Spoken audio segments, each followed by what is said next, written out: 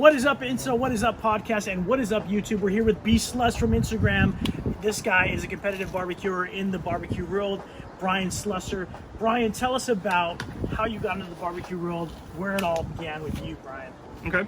Yeah, so let's see, it probably really got its seed, I guess, when a little after we graduated from high school. So this would have been 15 years, well, not like to this point yet. It just what's kind of started the spark was cooking for ourselves, like having backyard pool parties and stuff.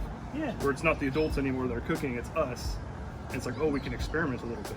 So that's a great, I'm glad you went right to that point, because I was talking to Arnie Text the other day about how he started, and that was this point, like after you get a little bit older, you're pretty much on your own, you gotta start cooking on your own, and that was it for you, right? You gotta, now it's like I gotta cook for myself. Yeah, well, I mean, like we could have just gone fast food, you know, like, oh, I don't know how to cook, but you know, we for some reason took the initiative. You know, we're having a lot of backyard pool parties right out of high school. Nice. Like, oh, let's put some bacon bits or onion, you know, in our patties, you know, whatever. Experiment. Yeah, and it's probably, I would look at it as not so great now, but like it's at least started something.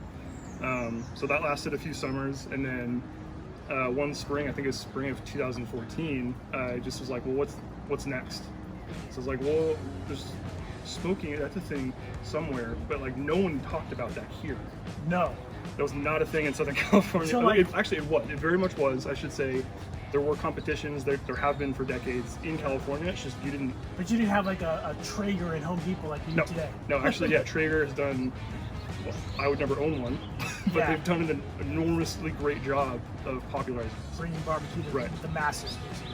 But that spring, I was like, oh, that's a thing they do somewhere. Maybe I can buy a cheap one. So I got a $120 little offset from Sears. Wow. Yeah. That's what I got. It's like $199 at Home Depot now. It's an offset smoker. You can smoke everything in that. Yeah. Oklahoma Joe's another good one. Nice. So I was buying all my wood and everything at like Home Depot. You know, whatever. Small bags at Home Depot. Yeah, and I think I Googled like barbecue competitions. Like, I wonder if they have those near me. And they did. So I went to the, you know, we talked about earlier, the Orange County Barbecue Championship, which at the time was at a park in Southern County.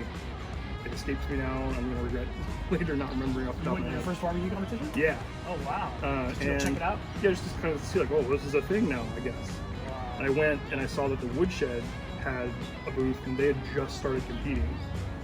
So I actually met my future teammate that day without knowing it. Like I was like, I had questions. When you went to the Woodshed? Well, I was at the Woodshed's booth, or like their site at but at that competition they were there. They were just kind of still getting their feet wet and figuring it out. And so I had questions for the pitmaster. So he comes out, he's talking to me about like what he did to the ribs and everything, and like. Fast forward, now I'm in an RV with this guy going to Northern California. No way. Well, let's keep talking about that.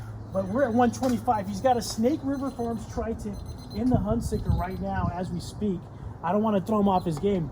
What do we got to do with this, Brian? You've already got it. You had it prepped earlier. Mm-hmm. You've got it in the Huntsicker. You usually go to 125 with it. And now what do we got to do? I'm going to poke around a little bit just to see if the rest of the tri-tip is reporting kind of the same. Okay. It's probably a little warmer around it because I tried to get towards like the center, the coldest part, right? And what helped you with that, I think you said you left it at room temperature, like for it was almost out 3 for hours? About a little over 3 hours. Wow. So before it went in, it was like 70 degrees already? Mm-hmm.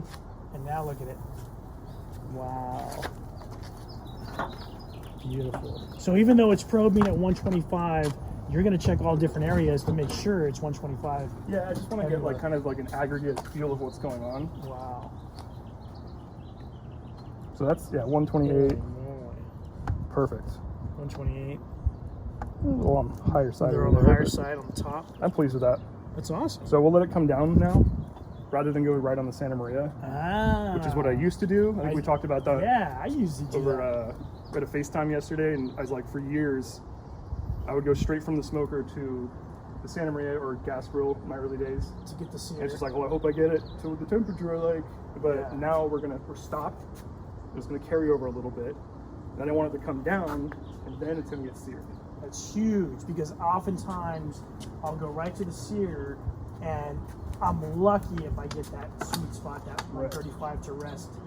I'm lucky if I do. Usually I go over. I'm in the 140s, and then you rest, and then you go way over, right? Mm-hmm. So with this, you're letting it come back down to temperature a little bit, and then we're going to put it on there.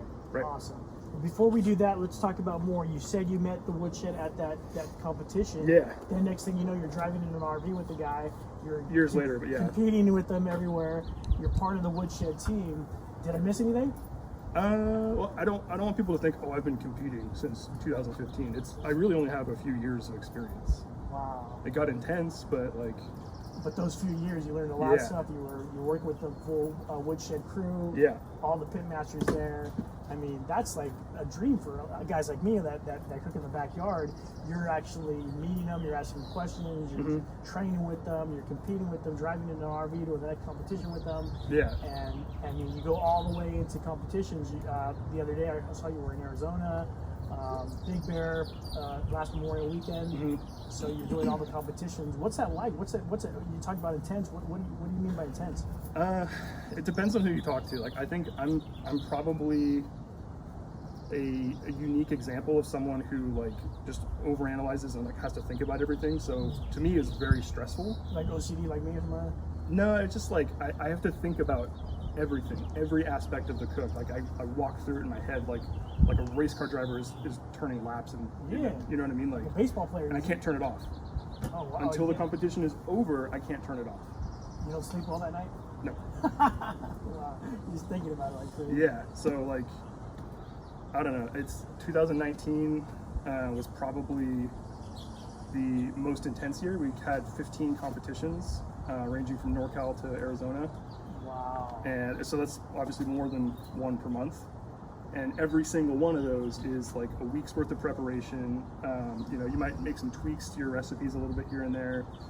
Just trimming chicken alone, which any other competition cooks out there, join me in my union to never cook chicken again, because it takes like your whole Sunday to go to the store, get like 40, 60 thighs, and then you take 12 or 16 to the competition that are just within the right specification for weight, appearance, and shape, and everything. Oh, they're that specific. That's just chicken. Like getting thighs together. never mind getting a $300 brisket from Snake River Farms or the butcher shop in Florida, and separating it, making it just like laser the right shape, you know. Because usually when you're competing in multiple events, like chicken, brisket. Yeah. So for KCBS, Kansas City Barbecue Society, it's the same 4 categories anywhere you go. So judging and categories should be the same whether you compete here or in New Hampshire, right? It's gonna be chicken, ribs, pork, and brisket. And you have to do them all, or you choose to? You theoretically don't have to. Like I was at Santa Anita a few weeks ago, and there was a team that like just did one category because they wanted to see like how it would work like in a real judging environment. But that's like very, very much the exception. Most people, they're just like, if I'm going to go all the way out there, I might as well do all categories. 99.99% of the time, everyone's doing 4. Oh, really? Usually there's no DQs. Yeah. Everybody's just doing all of them. Yep. All that is crazy. What do you think it takes to get to that level where you get the call, like people, I mean, how do you get to that level where taste is good? Is it taste? Is it how it looks? What do most people like? What are they looking for? I like to say you have to learn what the fish are biting on. So that's like the number one thing that I think any competitor would agree with me on is like it doesn't matter what you like, right? So in order to learn what they like, you have to. There's a couple ways that you should use both at the same time. For my money, I think you have to take classes. There is no such thing as like, I'm just going to show up to a competition and cook what I think is a great brisket. Like find people that are in barbecue competitions and take classes from them? So like there are some really big names out there, like, you know, some of the top in the country sometimes that'll do like a tell-all class. Yeah. And who knows if they're really telling all, they hopefully are. Tell some of it. So you sign up for those classes. A lot of times you might have to fly to go take those classes, like some are, you know, in Alabama. I flew out for one day for a class in Arizona a couple years ago. We went to northern Nevada for a class with Travis Clark. Oh, wow. And they're a little pricey, but so like, but if you want to be competitive, it's the only way being able to do Yeah. it. You have to take a pricing class to learn from the Right. people that are actually have been called up there, probably. Been called multiple times. Like Arnie has classes on, I think it's USPitmaster.com or something like that. And you can go on take a class on Zoom or take a class on the web. But it's the only way. How are we doing the time here? What do You know, I what do need we to got throw a in? couple logs in here to keep this going. So what are we trying to get here? You're trying to get like a good coal bed that's not so much direct fire as much as radiant heat from your coals. Oh, okay. So that's why you start at Santa Maria like an hour or so early. So it's not you're not just trying to get flames and like scorching the heck out of it. Not necessarily. You're trying to get a nice cool bed. Yeah. So we're getting there. Beautiful. And you're using it looks like red oak. Red oak, Beautiful. which is a pizza oven cut from woodshed. Oh, you had That's them? another thing I should probably clarify. It just confused me for a long time. Is that the woodshed as a business sells Sharp Gourmet brand wood? Right. They Like, have. so like I just for a long time, like before I was in the know, was like which is it? So Yeah, I they just have wanted like to two clarify. companies going down over there at the woodshed, right? My understanding is that when Patty and her husband bought the business, it was just a firewood store, For and heat then and stuff like that, right? yeah, Because I remember when I interviewed her, she was talking about how when they got into business, they were heating houses or something like that, and slowly got into the restaurants where they were. yeah, I think they started selling like wood chips that you could get wet and put on your gas grill, and now like they're selling to some of the biggest names in Southern Oh California. yeah, it's the only place in here with her. Yeah. It's like shout out to Sharp Gourmet Barbecue, Cooking Wood. Shout out to the Woodshed as well, Patty and the Grills, and Colette, my favorite girl down there. So you got, and then you asked him to do. Did you ask specifically to do the pizza oven cut? Yeah. Because I usually get the logs. Yeah. Why do you do that? Incrementally adding energy to your fuel or It's to your just fire. smaller cuts and slowly. It's easier to control. Yeah. Well, not only that, but like just the single cut. When you throw that on your fire, it's a huge heat sink. It's going to take up a lot of energy to get it going. Right? Yeah, it takes me forever to like get to the So it costs, like, for example, another example would be the Jambo. I have that double split and cut in half, and they'll charge a little extra for that. But what I can do now, I have a log that's this big, and for a firebox that's this big, I can meter how much fuel to put in at a time. Does that make sense? Like, Yeah, well, you can incrementally, like you said, Right. put in the amount you want. Mhm. Once you get it, what about in the beginning though? Do you start off with the big to get the fire going, or you start off with like charcoal, or yeah, start with charcoal and yeah. Pretty much every application I start with charcoal. start with charcoal, and then do you start with bigger chunks and then just go down to smaller, or just all small the whole time? With the Jambo, it's Now with Jambo, just to let everybody know, the Jambo, it's a giant barrel smoker on wheels with a huge side burner on the side. It's a big old box, and that's where you put your coals in the wood, and it's huge. This is the big size. This is the big Mama Jambo. This is when you're doing catering, when you're doing competitions, you need that type of stuff. mine's actually on the much smaller side. And it's big to me. Yeah. But they make huge ones. They make like Well, my teammate has tanks. the J3. Oh, It takes yeah. up a parking spot in his garage. A whole parking. Yeah. So it's the size of a car. They make these things the size of a car. Yeah. They're huge. They're And huge. bigger. Like if you go to Heritage in San Juan Capistrano, those are 1,000-gallon tanks. 1,000-gallon tanks. It's crazy. Yeah, to get back to your other question about how do you get to that point, classes is a big part of it, and then something that we learned kind of organically is like once you start being friendly and talking to people, because that's that whole community is just very willing to help and like talk to you. Yeah, the barbecue community is everybody's yeah. nice. Oh, Everybody's yeah. like If pretty you nice. forgot like a fat separator or something, like here, borrow mine. You know. Wow. that's Um, great. So it's and then- competitive, but it's not competitive to the point where everybody's being mean to each other. So it's Yeah, like that. but to get back to honing in on getting higher scores and getting your name called, you start to talk to other people like, hey, I've been using this and not getting great results. Like, what are your thoughts about that? And it's not, they don't have to tell you what they're doing, but they, you know, if you have that rapport with them, they might go like, you know, I've been using this, or, you know, let me try that injection. Let me see like what I think of it, you know, like, and then they can even tell you like, oh, you used this, didn't you? I'm like, yeah. They've already been doing it so long. Yeah. It's like they're not reinventing the wheel. They're trying to like. I mean, the people that have won, they're not reinventing the wheel. They pretty much that whatever that flavor is that makes you get that call. Yeah. It's a human instinct. It's something that when you taste it, you know right away it's good. And the judges do it the same Yeah, way. it's supposed to be like blow you away. Like everybody's supposed to be like, oh my goodness. Like you should not, with some exceptions, you should not want to eat a whole plate of it because you would just be overwhelmed. Like that's how flavorful it has to be. Wow. And then the third part is you gotta have money. That's just the way. Like you have to buy $300 briskets. You're buying $160 cases of pork. You know, stuff like that. Because the meat has to the meat has to be. You have to start off with a good product. Yeah. You can't just buy something from Stater Brothers and hope you're going to win a competition. Like the tri-tip you bought today is from Snake River Farms in Idaho. Boise, Idaho. Boise, Idaho. And so, it's an $80 piece of meat. $80 piece of meat. That's a Wagyu tri-tip. It's got the marbling in it.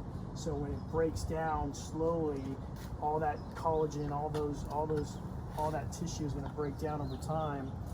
And I mean, it looks fantastic already. Yeah, a few minutes. How are we doing? It's like upper 120s, so we actually got a little while. So you want to bring it down to what, like 119 or something like that? Or? I'd be comfortable with 115 to start searing. Wow. I just don't want to go back up against over 130, you know. Crazy. Get it down to 115 and put it on the Santa Maria. And that's going to be awesome. Yeah, I got a buddy who he messes with steaks a lot. He'll even put them in the fridge.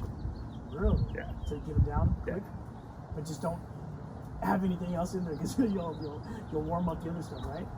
I think that's a myth. I don't think that's. I think you'll be fine. You'll be fine? Yeah. Oh, crazy.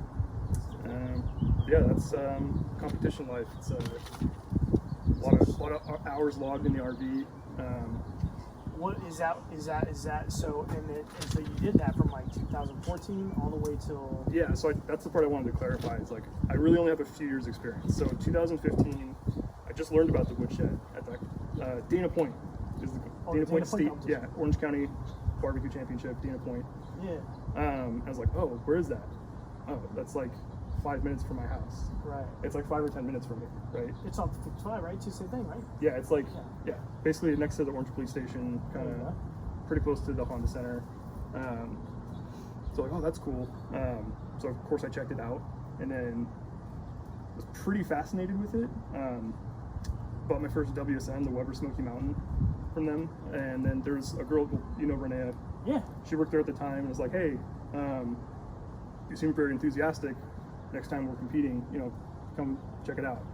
Oh, that's and I cool. did, and I wasn't allowed near the food for good reason. Of course. At first. But I did get to like kind of help them put together the turn-in boxes for a long time. Oh, cool. And then I guess progressed to doing People's Choice. So I cooked a lot of, basically what we're doing next weekend is what I used to do all the time. Like when the woodshed would come out to like Long Beach, for example, and set up their booth, I'd be running the pit barrel smokers. And were they selling the product, or they were just kind of tasting? It's more for tasting. People will. It's how most public serving contests work. Is you buy tickets, and then I don't remember if we got to pick how many tickets per sample, or they tell you. But it would be like, all right, well, if you want a tri-tip and grilled pineapple, you know, was another thing we used to make. That's going to be 3 tickets or whatever it was. Oh, sweet. So it's like public events, you get to try stuff out, and that's where you get your chops. It's like cooking for people. That's that's when you actually know you can cook. Like people are actually eating your stuff, and you know what I mean? Like stuff that I do in my barbecue, you never know. The picture's good, but you never know. We took the tri-tip now and we let it rest. We put it in the Cambro. It is now, what, 114, 115? Probably around there, yeah. Probably 114, 114. Like in the coldest part. In the coldest part. We took it back down under 125. We're going to take it and we're going to sear it, right? Yep. We're going to sear it on the Santa Maria barbecue. Let's see what we do. Oh, you got it set to high. You got it up high. That fire is flaming. And then you're bringing it down a little bit. Oh, so let that go for a few minutes. A couple minutes? Yeah. Nice. Yes. Yes. You know what? I think I might even pat that side so it's a little drier. Ah. Remember, as we learned, moisture is your enemy when you're trying to sear. Exactly. Take that to get that what is that? The Maillard? The Maillard reaction. Is it Maillard? Maillard, I think. Okay. It's a French word. Yeah, we got. Have we talked about this yet? Like how we met? Yeah, we didn't talk about it. How did we meet, Brian? I guess we happened to sign up for the same beginner culinary series at the Culinary Lab OC in Tustin, which is a fine establishment. Yep. Highly recommend going. I'm sure you do too. Oh yeah, James is an amazing cook. He's one of the teachers down there that taught us Culinary Lab OC in Tustin. We sat across from each other, not sat because when you cook, it's standing in front of each other. Yeah. So we had a blast because this guy comes from the barbecue world, I come from the barbecue world. We're in a classroom environment learning about cooking in the kitchen, so we're able to learn these different things like the Maillard reaction, the emulsification that happens when you put salt. We didn't know all this stuff, right? We didn't know. No, not really. We put the salt on and we were like, we knew we'd do it a certain way. We didn't know why we did it, but we kind of learned why we do certain things. Like we do certain things, but we didn't know why.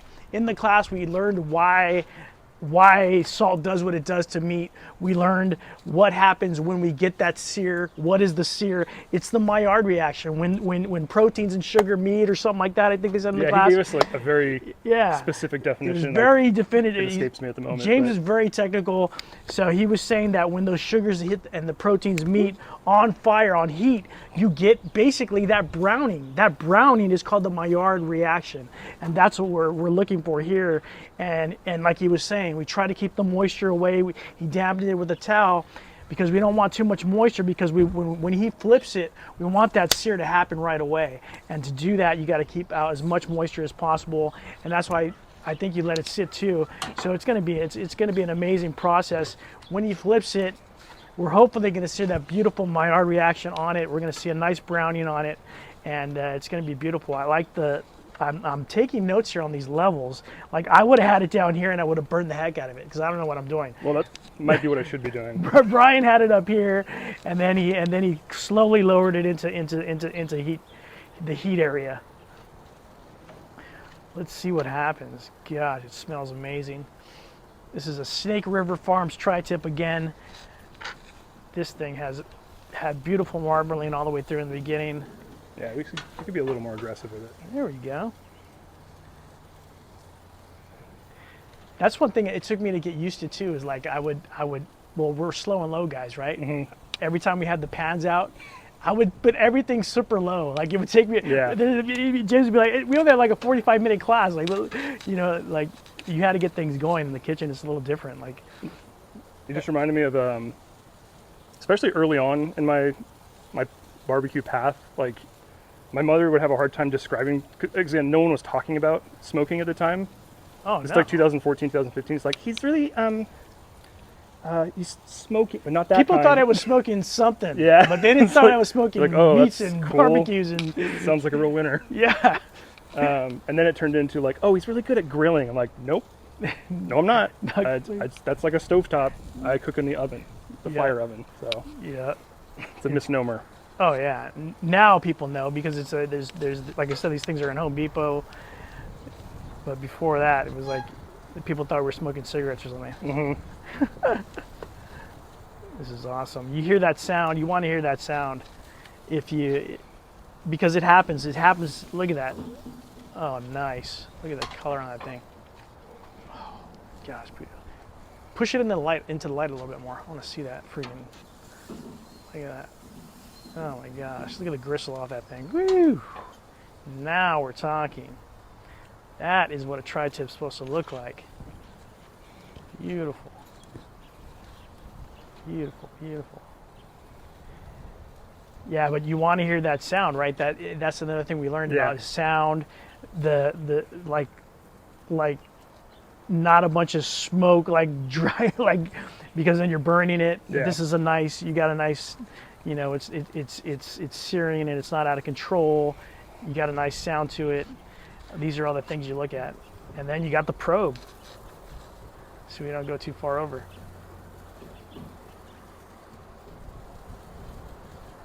I think we're in good shape. You're there, huh? And just to review, he prepped this thing. He put the kosher salt on it. He put the pepper on, the black pepper on it. Left it at room temperature for 3 hours. Put it in the Hunsicker to smoke it up until it got to like 125, I think it was. It only took like 20 minutes in this bad boy. This thing goes fast. And now we're searing it on the Santa Maria. Well, that was because we did the room temp thing. The room temp thing. It was like 77 degrees when it went on there, and it took like 20 minutes. Like, oh, all right, time to pull it. That's an amazing technique. I mean, I'm always right out of the refrigerator. You know, I got 3 kids. I got to hurry. I got to wait. I got to hurry because the wife's going to get home. She's going to be mad at me because I'm barbecuing anyways. But I got to hurry up. I got to be quick. Woo! I think we're good to pull it. I think we're good, huh? There we go. And we'll let it rest for 10 minutes or so. Let it rest for 10 minutes? 10 or 15 Cool, minutes. before you cut it. Why is it important to let it rest before you cut right in? I mean, I would just cut right into it. Why don't you do that? I wish I could explain, like, at a cellular level, how the moisture kind of leaves and comes back. Yeah. But I think that's another thing we covered in the class, where, like, you're putting a lot of stress on that muscle. Right. And it's tightening up, right? Kind of wrings it out, right? And then when you rest it, it kind of allows it to draw back in all those juices. Draw back in the juices. So, like, I'm pretty sure I'm right about this, where, like, if we just cut into that right now and the juices go everywhere, it's like, oh, it looks cool. But it's like, well, there goes all your flavor. Yeah. So I think that's why we let it rest. 100%. Same for steaks. Same for brisket.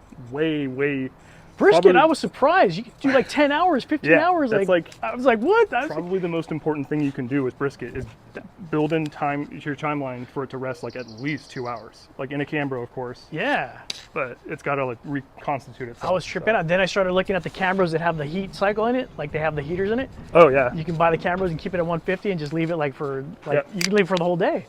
It's crazy. Yeah, it's night and day difference. That's like a controlled rest. Like that's another level right there. Oh, yeah, we're money. What are you at? 125 on the dot. Dang, this guy's good. Woo! Everywhere it's 125. Dang, dude. That is the way. I don't know what he just did. You're going to have to review the film, but it just came out exactly 125. Well, we'll see how it looks after we start slicing. That's going to be like the real test of like the room temp thing and the rest, is if it's just wall to wall, like pretty pink. Nice pink. Oh, man. All right, we've let this tri-tip rest, and now we're going to get right into slicing. How do we slice this thing, Brian? We're going to cut them super thin with a technique that an actual chef showed me a few years ago. Oh, and sweet. I can't do it any other way now. I try to influence other people to attempt a similar technique, because I think you're going to be pleased with the results. Hell yeah. First and foremost, we're going to go across the grain. So when we say grain, we're referring to these fibers, right? And you can kind of see, it's not super clear, but if you look closely, where they're moving along, right? And they go the same way on both sides of no matter which way you flip it over, right? Every tri-tip, and to be honest, every cut of meat is a little different. But yeah, in general, all the grains in tri-tip tend to go this way. Sometimes some will go that way a little bit, some will go that way. So you kind of have to change your course as you go. Oh, okay. So grains are going this way on the end here, so that's what I'm going to start on.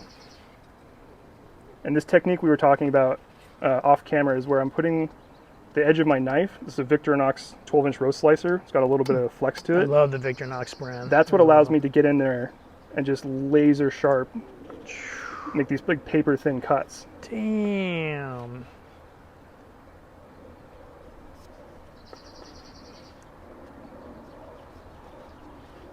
Oh my gosh. So I'm already doing a little bit of course correction as I'm reading the grains as I go, right? Keep in mind, I had a lot of practice. We were talking earlier about doing people's choice for woodshed events, like when they'd come out to Norco or Long Beach. And we would cook like 24 tri-tip for public serving. So you were just constantly cutting. Yeah, and so a friend of a friend was an actual chef, showed up to one of these events and was like, hey, check this out. And that's why I cut like this now. I always mess this up. You were talking about Renee earlier. When I was at the barbecue yard, I would mess this up totally. So she was trying to show me it as well. Because that grain read, like, I mean, now the grain has changed. It's this way now. So now I'm going to rotate a little bit. I'm going to try to have this thing look like a complete tri-tip when I'm done with it, rather than have it all spread out, but we'll see what happens.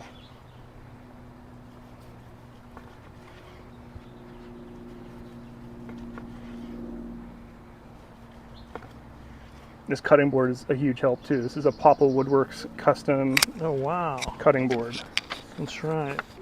Popple Woodworks. They have the Instagram Popple Woodworks for that. If you want to get one of these custom cutting boards.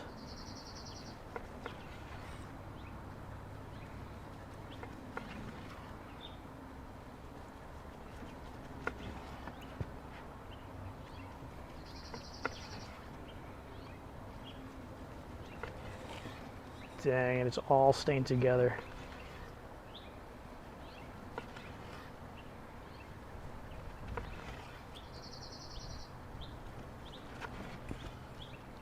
See, the length of the meat, the cut doesn't matter. It's got to stay against that grain. Yep. That's the most important because it's gonna be a better chew. It's gonna be a better chew through, right? Yeah, I'm just doing this for presentation purposes, like really keeping it all together. But like once we're not rolling anymore, I'll probably come back and make this a little bit more appropriate for eating. Damn, look at that thing. It's stayed together and it's got nice thin slices. I'll save a few for anyone who doesn't want chimichurri. Nice.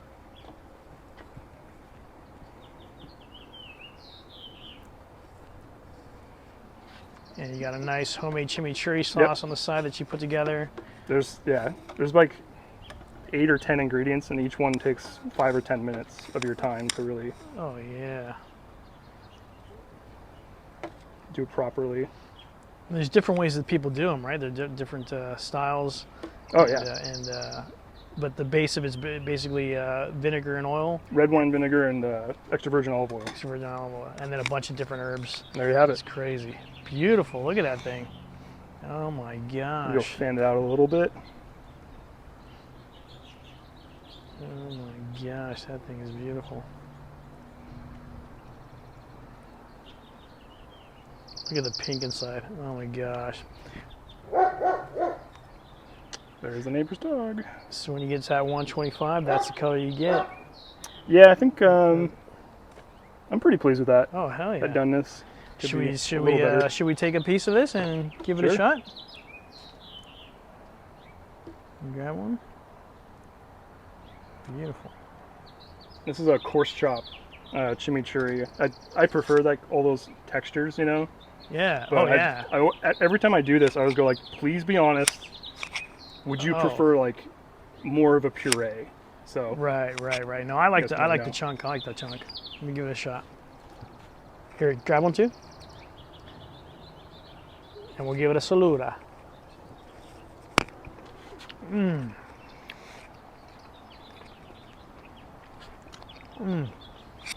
Oh, forget about. Yep. Boom. that's what I want. It's so different.